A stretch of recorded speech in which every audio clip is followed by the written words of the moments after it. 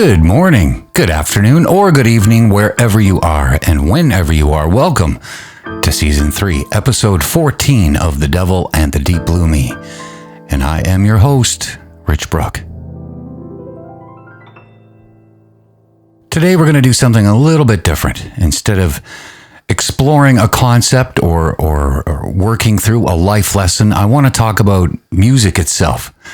Specifically the soundtrack of my life, the songs that have marked different chapters or carried me through different seasons, just become part of how I understand my own story. If you really want to know someone, ask them about their soundtrack. Not just what music they like, but the songs that carried them through heartbreak, through celebration, through quiet nights of staring at the ceiling, wondering what comes next. The songs that are so tied to specific memories that you can't hear them without being transported back to exactly where you were, who you were with, and what you were feeling. For me, music has always been more than just background noise. It's been the diary I didn't always write down, the emotional record of my life. The through line that connects who I was at 15 to who I am now. And every significant period of my life has a soundtrack, and those songs, well, they tell the story, sometimes better than words ever could. So today I want to take you through some of those songs, those chapters, those moments where music became inseparable from memory. Not because my soundtrack is particularly special or unique, but because I think most of us have these songs, these sonic markers of our lives, and talking about them is another way of talking about what it means to be human. So first, there's songs that remind me of my childhood. And I'm not talking about the obvious ones, the kids' songs or the stuff my parents played constantly. I'm talking about the songs that somehow became the background to specific memories that got woven into moments in ways that I could never have predicted.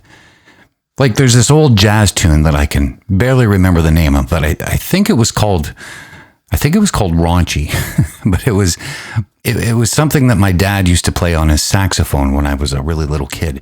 And hearing anything even remotely similar to that takes me right back to being maybe 3 or 4 years old, sitting on the floor, watching his hands move across the valves and thinking that it was the most magical thing I'd ever seen. Or even asking him to put the record on again. And that's probably when the seed was planted, when I started associating music with something larger than just sound. And then there's the songs from my teenager years, before I was a teenager, but I was a little older to understand music a little better. And it was mostly from the 50s, and it was mostly Elvis. But these were the ones that felt like they were speaking directly to me, that perfectly captured the exact way I wanted to be and act and live the rest of my life. The songs I'd listen to over and over in my bedroom, convinced that nobody else could possibly understand them the exact way that I did. And then there was songs that carried me through the reckless years, when I thought I was invincible, when I was convinced I had everything all figured out, and when risk felt exciting instead of dangerous, and when the future seemed infinite and entirely under my control. And those songs had a particular energy, loud, confident, angry, but they were always certain. And then there were the songs that became anthems for the moments that I felt completely lost. When relationships ended, or when career plans fell apart, or when I had no idea who I was or what I was doing in my life. Songs that somehow gave shape to feelings that I just couldn't articulate, that made me feel less alone in confusion or grief or disappointment. And songs for the moments I felt completely found. Rare moments of clarity where everything seemed to just make sense, when I felt connected to something larger than myself, and when life felt full of possibility for good reasons instead of reckless reasons. And what I noticed looking back is how my relationship with music evolved. As a kid, it was pure wonder, and as a teenager, it was identity and rebellion. And as a young adult, it was companion and therapist. And now it's something more like a conversation partner, a way of processing experience and emotion that's become fundamental to how I make sense of being alive. And what I know now is that music is more than just entertainment. It's memory that you can replay, an emotion that you can revisit. It's connection to the past versions of yourself. A song comes on that you haven't heard in years, and suddenly you're not just remembering a time in your life, you're re-experiencing the feelings of it, the texture of those days, who you were then. And if I'm lucky, maybe some of the music that I've created has found its way into someone else's soundtrack. Maybe there's someone out there for whom one of my songs is tied to a memory or a feeling or a moment that mattered. And that thought alone makes decades of playing and writing and performing totally and completely worth it. Let me just walk you through some specific songs and periods, the soundtrack markers that divide my life into little chapters. The earliest musical memory I have is probably around age 9 or 10. And it was my dad sitting with me when I begrudgingly practiced an old Granada guitar that seemed absolutely huge in my hands. And I don't remember the songs or what I was working on specifically, but I remember the feeling of frustration and boredom and, well, almost hatred at first. But then that sense that I was being let into something important, some sort of secret language that adults and my heroes, that they especially knew.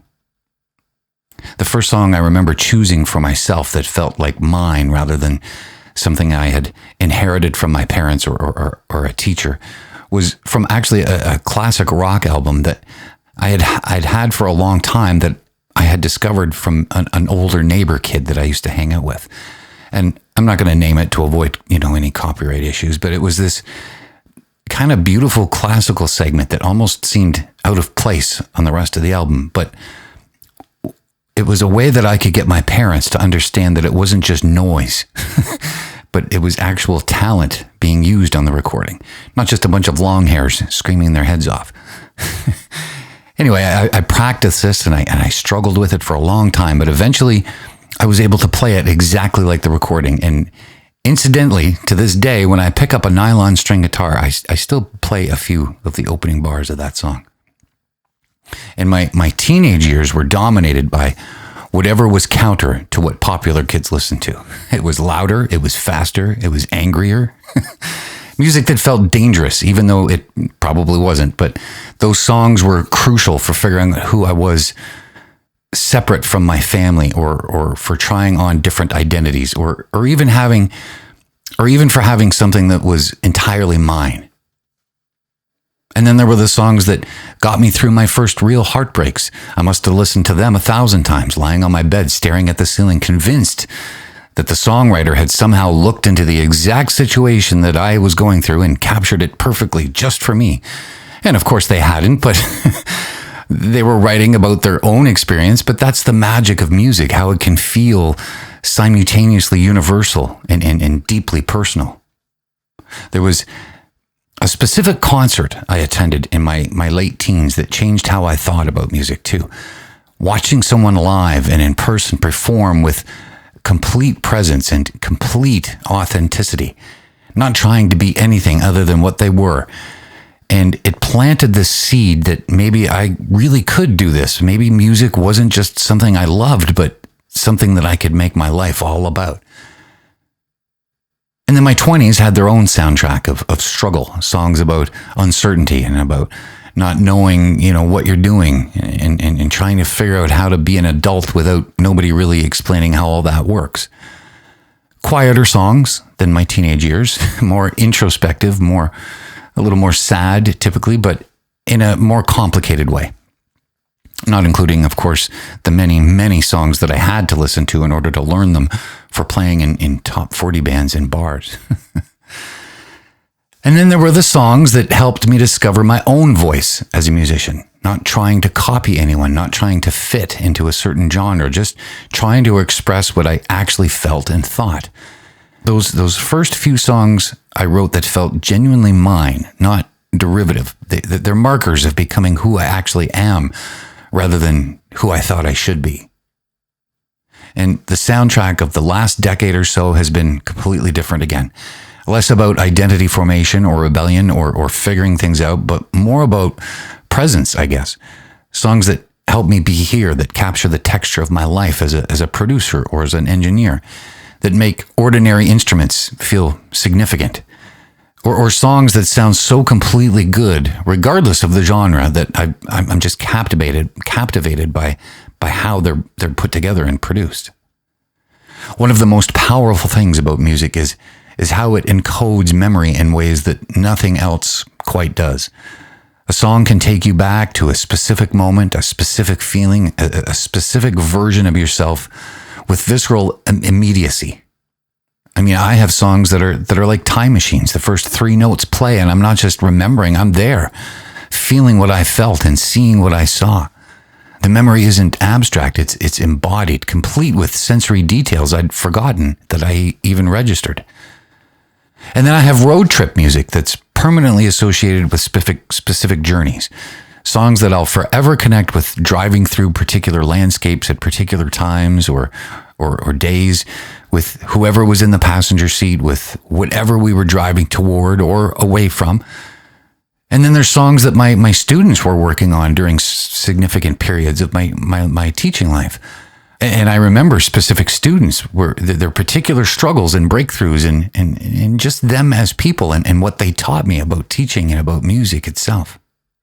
And what's remarkable is the emotional precision of musical memory. It's not just that you remember feeling sad or happy, you remember the specific quality of that sadness or of that happiness. The nuances that would be almost impossible to describe in words, but that come flooding back the moment that the song plays.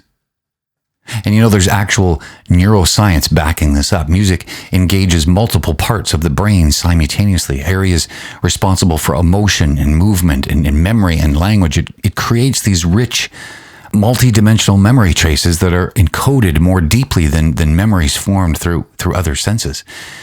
And there's this interesting thing with nostalgia. Songs from our teenage years and early 20s tend to have the strongest emotional resonance throughout our lives. Something about the intensity of the experience during those formative years combined with the neuroplasticity of younger brains creates especially powerful associations between music and memory. And I notice this with students who are teenagers now. They're having the same experience I had at their age, discovering music that feels like it's speaking directly to them, that's becoming the soundtrack to their becoming. And I know that decades from now, those songs will instantly transport them back to who they are right now. And I think what's most funny about that is that a lot of the songs are songs that I spent my teens with as well, which is, I don't know, it's just kind of funny to me.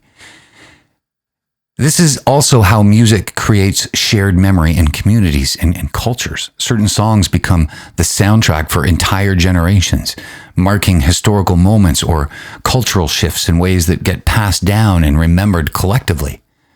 And as someone who makes music, my relationship with soundtrack it's complicated because I'm both consuming and creating. I'm listening to the influences and trying to contribute to someone else's soundtrack. And part of why I started writing songs was wanting to create the music I wish existed, the songs that would have helped me through certain experiences if they'd been available. Music that captured things that I hadn't heard expressed elsewhere, feelings that seemed, a little too specific or too complicated for other existing songs. And the first songs I wrote were pretty derivative, basically copying the artists that I admired, trying to sound like them, but there was still something powerful about the act of creation itself, of taking internal experience and giving it external form through music. The songs I'm most proud of are the ones where I stopped trying to sound like anyone else and just tried to be honest. Songs that captured specific moments or feelings with enough detail that they're clearly mine, clearly about my experience, but hopefully universal enough that others can find themselves in them as well. And there's a tremendous vulnerability in putting your own music out into the world, and especially playing it in front of a live audience. You're not just sharing technical skill, you're sharing pieces of your inner life, emotional experiences that might be judged or misunderstood or simply ignored. So imagine standing in front of 100 people and just reading pages and pages out of your diary, and not only having all of those people hear your innermost thoughts, but also judging them and critiquing them, or even worse, saying they're not valid or that they even suck.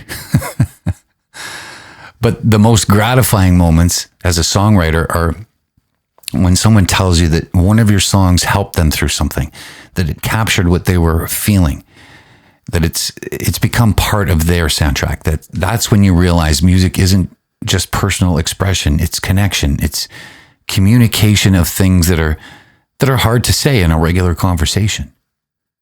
I used to think about legacy in terms of albums released or songs recorded or performances given, but now I think about it more in terms of whether any of my music might outlive me in someone else's memory, whether something I created might be playing in someone else's head years from now, associated with a moment that mattered to them. And I'm still creating my own soundtrack, still discovering music that helps me make sense of current experiences. The difference now is I'm more conscious of it, more aware of how music is shaping my emotional and psychological landscape, and more intentional about what I let into my ears and my heart and my memory. So if you make music, remember that your songs might become part of someone else's soundtrack and might help them through something. Or it might be remembered long after you're gone. And that's not pressure, that's possibility. Permission to make something honest and human.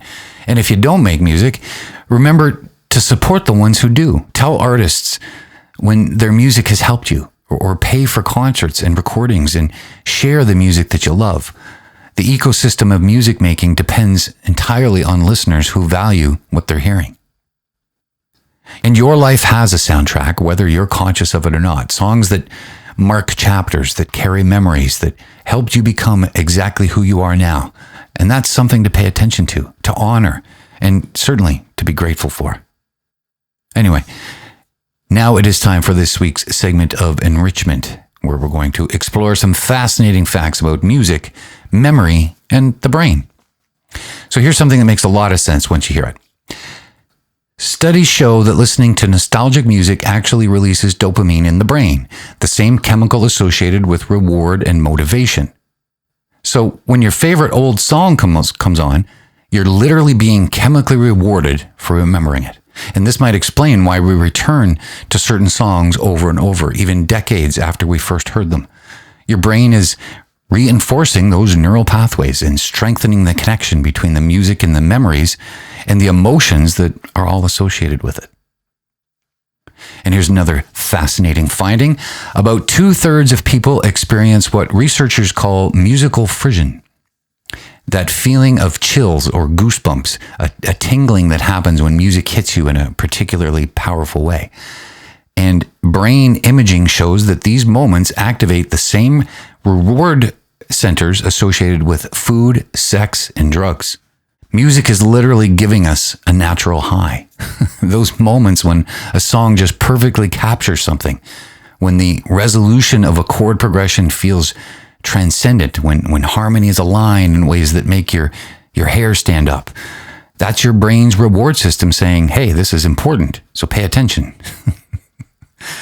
And here's something deeply moving. Musical memory is one of the last things to go in Alzheimer's patients. People who can't remember their own children's names can still sing songs from their youth. They can still respond emotionally to familiar music. The neural networks that encode musical memory are apparently more resilient than those that encode other kinds of memory. And this suggests something, kind of profound about the relationship between music and identity. The songs that became part of your soundtrack don't just trigger memories, they're actually woven into the deepest structures of who you are. Even when much else is lost, those songs remain and connect people to earlier versions of themselves. Music is fundamental to how we experience and remember our lives. It's not optional or decorative. It's part of how we're wired as meaning-making creatures.